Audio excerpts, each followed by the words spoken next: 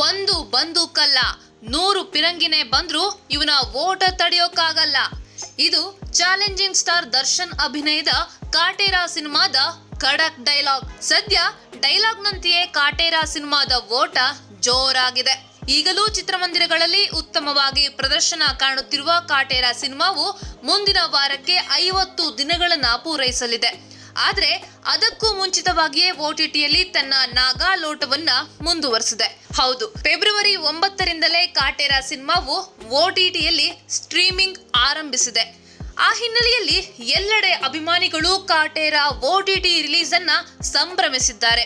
ಹುಬ್ಬಳ್ಳಿ, ಮೈಸೂರು, ದಾವಣಗೆರೆ, ಮಂಡ್ಯ, ಮೈಸೂರು, ಬೆಂಗಳೂರಿನಲ್ಲಿ ಕಾಟೇರ ಬ್ಯಾನರ್ ಹಿಡಿದು ದರ್ಶನ್ ಸಿನಿಮಾಕ್ಕೆ ಸ್ವಾಗತವನ್ನ ಕೋರಿದ್ದಾರೆ. ಬೃಹತ್ ಕಟ್ಔಟ್ ಮುಂದೆ ಕಾಟೇರ ಸಿನಿಮಾದ ಪೋಸ್ಟರ್ ಅನ್ನ ಹಿಡಿದು ಜೈಕಾರವನ್ನ ಹಾಕಿದ್ದಾರೆ. ತರುಣ್ ಸುಧೀರ್ ನಿರ್ದೇಶನ ಮಾಡಿರುವ ಈ ಸಿನಿಮಾವನ್ನ ರಾಕ್ ಲೈನ್ ವೆಂಕಟೇಶ್ ನಿರ್ಮಾಣವನ್ನ ಮಾಡಿದ್ದಾರೆ.